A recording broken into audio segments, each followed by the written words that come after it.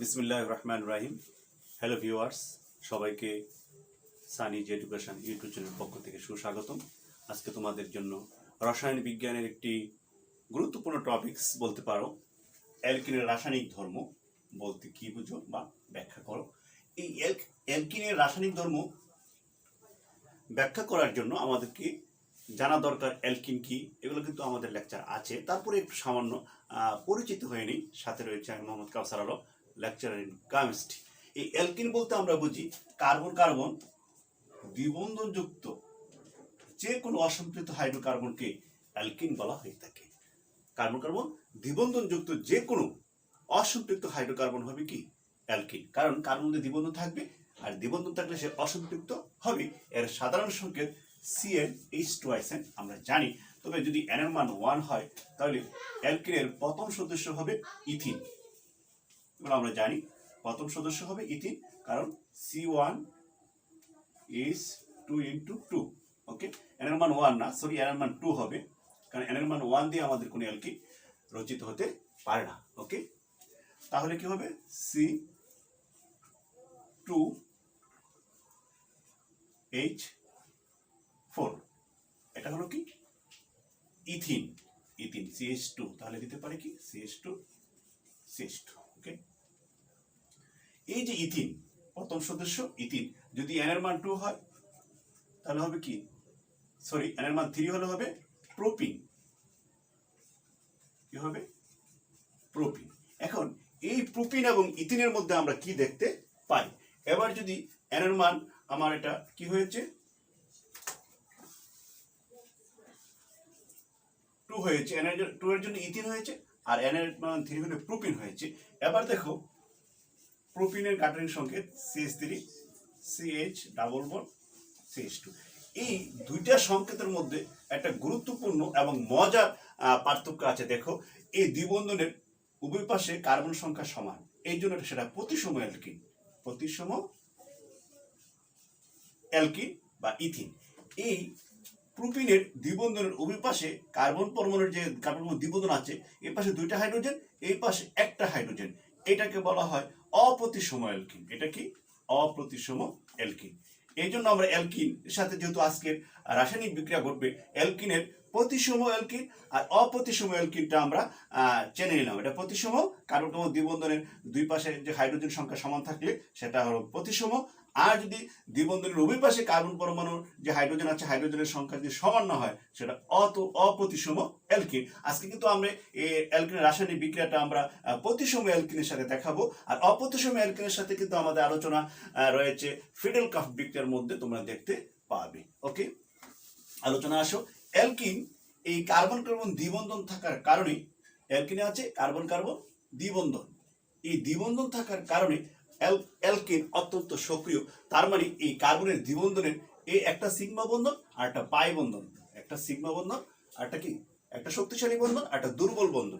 এই দুর্বল বন্ধন উপস্থিতির কারণে অ্যালকিনের রাসায়নিক বিক্রিয়ার সময় এই দ্বিবন্ধনের একটা বন্ধন বা দুর্বল বন্ধনটা সহজে ভেঙে যেতে পারে। এই জন্য অ্যালকিন অলওয়েজ সংযোজন বিক্রিয়া সে প্রদর্শন করতে পারে। ওকে, আমাদের রাসায়নিক ধর্ম আমরা চলে গেলাম যে অ্যালকিন যে সংযোজন বিক্রিয়া প্রদর্শন করতে পারে, কিভাবে আমরা সেগুলো নিয়ে আলোচনা করব। ওকে, এবার আমরা যাব অ্যালকিন সংযোজন বিক্রিয়া প্রদর্শন করবে। অ্যালকিনের যে দ্বিবন্ধন আছে তারই প্রমাণ এই সংযোজন বিক্রিয়া। যেমন সহজে একটা সংযোজন বিক্রিয়া আমরা আলোচনা করব। এই ইথিনের সাথে যদি হাইড্রোজেনের সংযোজন ঘটে নিকেল প্রবাহকের উপস্থিতিতে 180 থেকে 200 ডিগ্রি সেন্টিগ্রেড তাপমাত্রায়, তখন দেখা যাবে এই হাইড্রোজেন অণুটা কি লিখতে পারি, হাইড্রোজেন ইনটু হাইড্রোজেন, তাই না? হাইড্রোজেন অণু, দুইটা পরমাণু মিলে একটা অণু হয়েছে। এই হাইড্রোজেনের একটা পরমাণু এই কার্বনের সাথে, এই হাইড্রোজেনের আরেকটা পরমাণু এই কার্বনের সাথে যদি যুক্ত হয়, তাহলে কার্বন কার্বন যে আমার দ্বিবন্ধন থাকবে, সেই দ্বিবন্ধনের একটা যে দুর্বল বন্ধন, যেটা পাই বন্ধন বলেছিলাম, সেটা কি হয়ে যাবে, বেনিশ হয়ে যাবে, হাইড্রোজেনের সংযোজন ঘটবে। তাহলে কি হবে দেখো, CH2 ছিল, এবার হবে CH3 CH3। এই বিক্রিয়াকে সংযোজন বিক্রিয়া বলা হয়। এই জন্য আমার ইথিন একটা যৌগ, ইথিনের সাথে একটা অণু, হাইড্রোজেন অণু যুক্ত হয়ে একটা নতুন একটা যৌগ তৈরি হয়েছে, শুধুমাত্র একটা যৌগ তৈরি হয়েছে, এই জন্য সেটা সংযোজন বিক্রিয়া।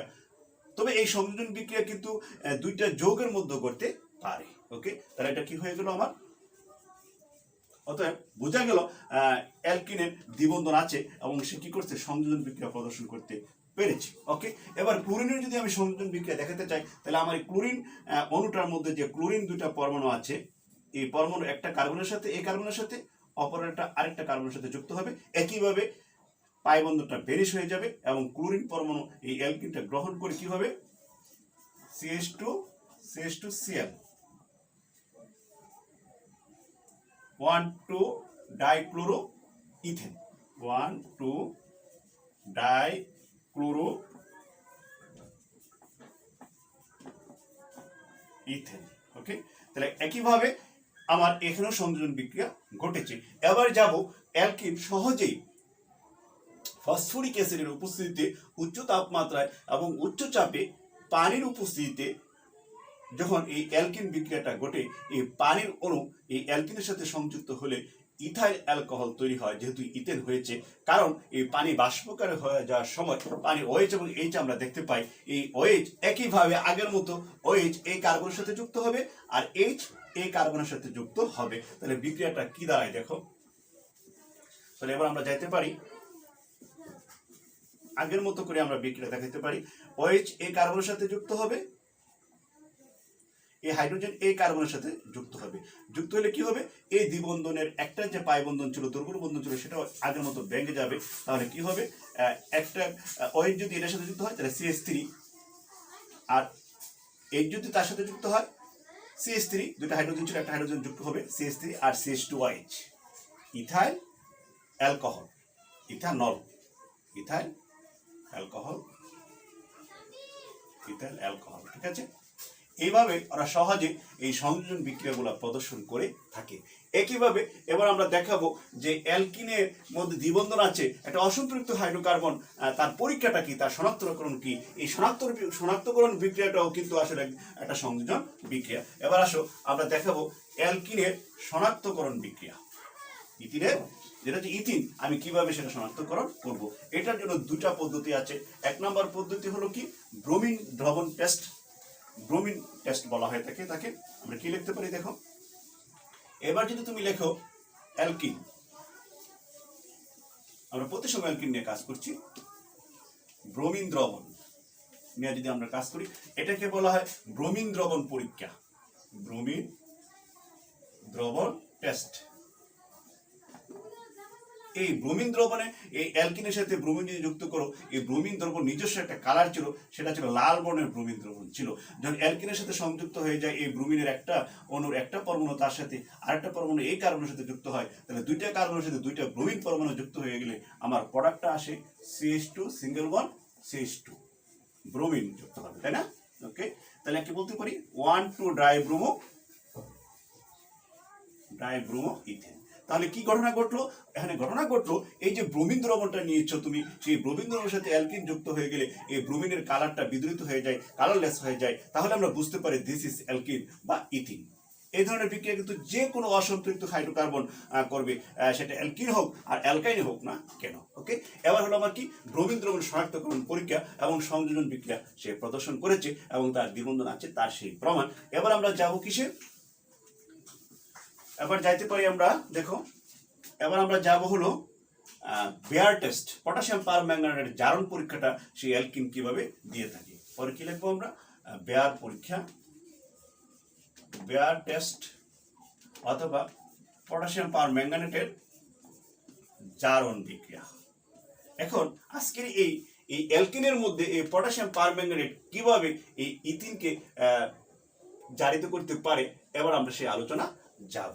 এখন একইভাবে তুমি এই রিঅ্যাকশনটা দেখাইতে পারো। তাহলে সুন্দর করে বুকটা পরিষ্কার করে নিলাম তোমাদের বোঝার সুবিধার জন্য। ওকে, এবার আমরা কি আসবে, এই এই বেয়ার টেস্ট পরীক্ষায় যে পটাশিয়াম পারম্যাঙ্গানেট এবং তার সাথে যুক্ত হবে সোডিয়াম হাইড্রোক্সাইড বা পটাশিয়াম হাইড্রোক্সাইড। এই পটাশিয়াম পারম্যাঙ্গানেট এবং পটাশিয়াম হাইড্রোক্সাইড একসাথে যুক্ত হয়ে সে জায়মান অক্সিজেন উৎপন্ন করে। তাহলে কি, পটাশিয়াম পারম্যাঙ্গানেট যোগ পটাশিয়াম পারম্যাঙ্গানেট যোগ পটাশিয়াম হাইড্রোক্সাইড সে জায়মান অক্সিজেন উৎপন্ন করে। সেই জায়মান অক্সিজেন এই ইথিনকে জারিত করতে সক্ষম হয় কখন, যখন নাকি তাকে পানির উপস্থিতিতে বিক্রিয়াটা ঘটে। সেই যে আমার এই যে দ্রবণটা, পটাশিয়াম দ্রবণটা ছিল কি কি ছিল, গোলাপি বর্ণের দ্রবণ ছিল। সেটা পটাশিয়াম পারম্যাঙ্গানেট কি ধরনের দ্রবণ ছিল, গোলাপি কালার ছিল।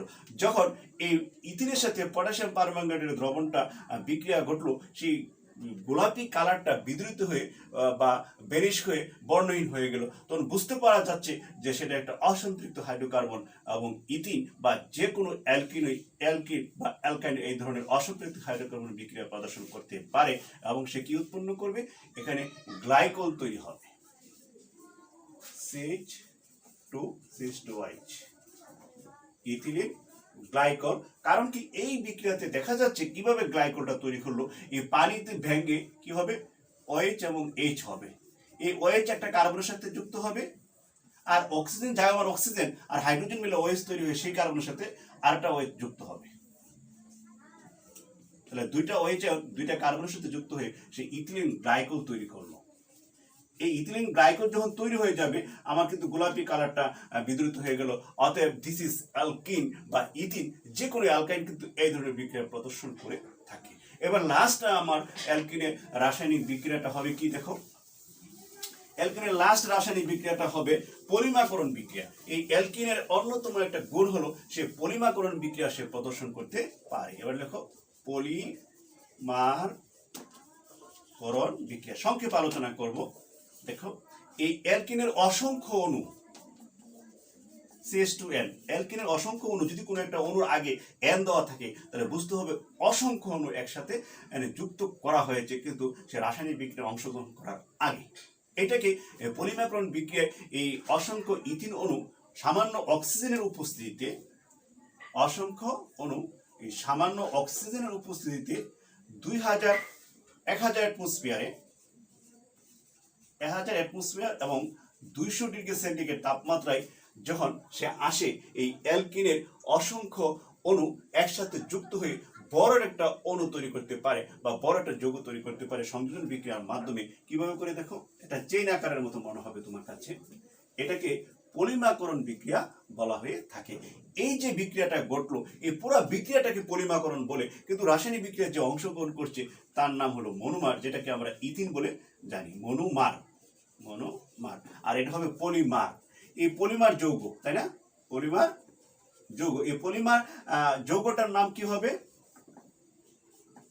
পলিমার যৌগটার নাম হবে পলিথিন। আমরা যে বাজারে আমরা যে সহজে ছোট একটা দেখতে পলিথিন পিচ্ছিল জাতীয় পদার্থ, সেটাকে পলিথিন বলে থাকি। এটা পলিথিনের সাধারণ সংকেত। এই পুরো বিক্রিয়াটাকে পলিমাকরণ বা পলিমারাইজেশন বিক্রিয়া বলা হয়ে থাকে। এটা মনোমার, এটা কি পলিমার বা পলিথিন আমরা এখানে পেয়ে গেলাম। পলিমারটা কি পেলাম, পলিথিন। দেখো, পলিমার অণু। ওকে, এখন এইভাবে এই অ্যালকিনের রাসায়নিক বিক্রিয়াটা আমরা দেখতে পারি। তোমাদের জন্য এই চ্যানেল থেকে আরো সুন্দর ক্লাস নিয়ে আসবো। Thank you very much.